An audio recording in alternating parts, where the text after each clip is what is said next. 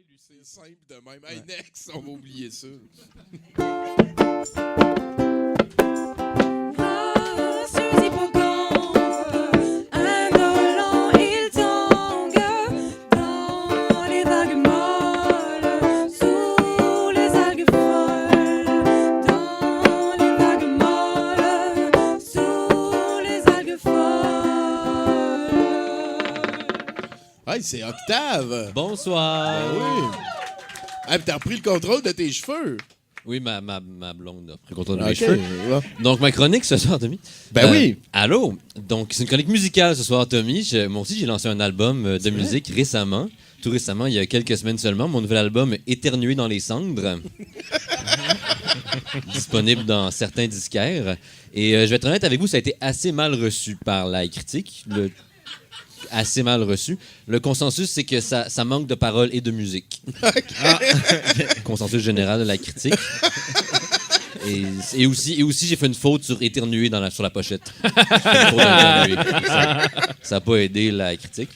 Alors, honnêtement, je l'ai mal vécu. C'est dur, honnêtement, les critiques négatives, c'est difficile à prendre.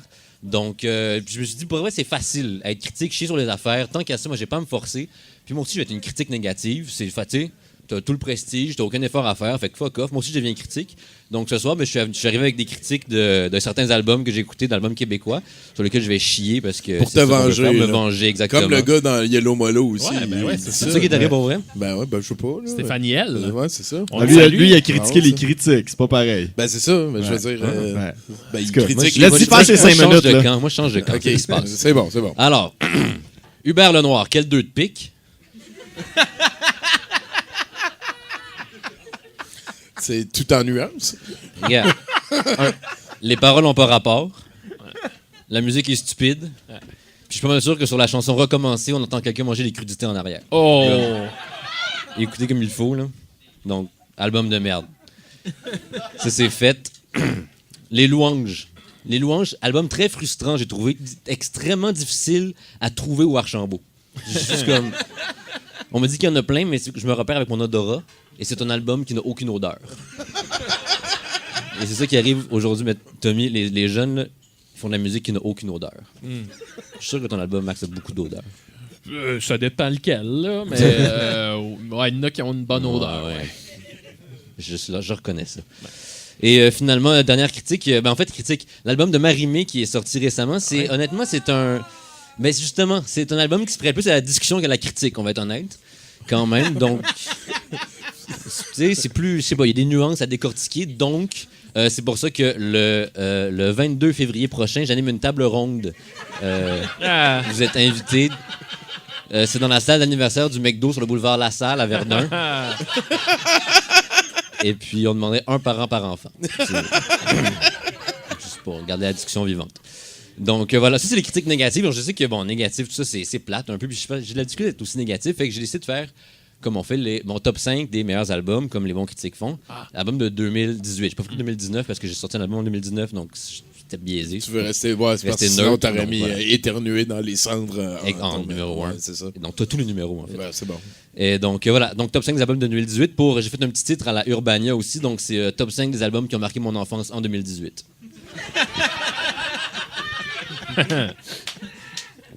Donc, numéro 5, Loud. C'est sur 2018, on s'en calisse. En tout cas, c'est un album qui est très thug, très yo. C'est dans mes cordes. Numéro 4. Très yo. Mais c'est très yo et très thug, donc c'est complémentaire en même temps.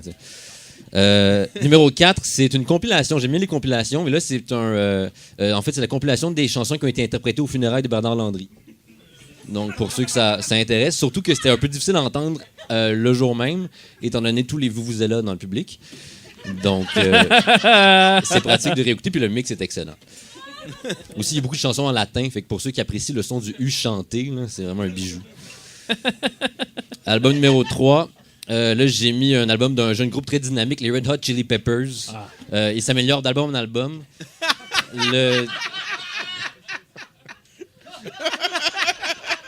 L'album est sorti, le dernier de Getaway, en 2016, mais c'est un album qui traverse les époques.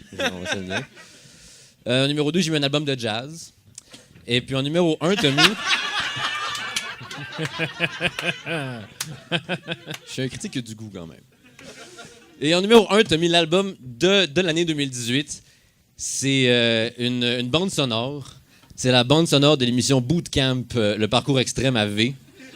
Je sais que c'est plate de donner l'album de l'année à l'émission de l'année aussi, mais comme, tu sais, ça va de soi un petit peu. Il y a rien qui a été aussi entraînant. C'est vraiment comme, tu prends la soundtrack d'à peu près tous les films d'action qui sont sortis dans les 10 dernières années, tu les mélanges, tu les fais passer à travers une canisse, puis c'était ça. C'était incroyable. Ça t'a jeté à terre. Ça m'a jeté à terre, tout comme la performance de Viviane et Jonathan. Quelle aventure. Donc voilà, c'était ma chronique musique. Tommy, la semaine prochaine, je critique des restaurants. Excellent. High five, dude. Merci beaucoup. Octave Savoie-Lortie, mesdames, messieurs. Toi, Maxime, cet album, tu dois en avoir eu des critiques négatives. Oui. Sais-tu où il habite? Non. Peut-être qu'on peut t'aider. Mon dernier album, je me souviens, j'ai une tune qui s'appelle Ton clitoris, puis dans sa critique, le gars, il disait le moment où on entend une femme jouir était loin d'être nécessaire. J'étais comme, mais Chris, me semble, c'est le point, esti. Faut que tu... Le point, le clitoris, femme qui jouit. Faut que tu l'entendes jouir, cette femme. Ah ouais? Ben non, je dis ça pas. T'as-tu enregistré sa maison, c'était? Oui, c'est mon amie Linda Bouchard qui est venue dans ma chambre. Pour jouir. Ben oui, mais d'une manière... Artistiquement. OK. C'est ça, c'était correct. artistique. Fait qu'elle fakeait. Oui. OK. Ah, fait que...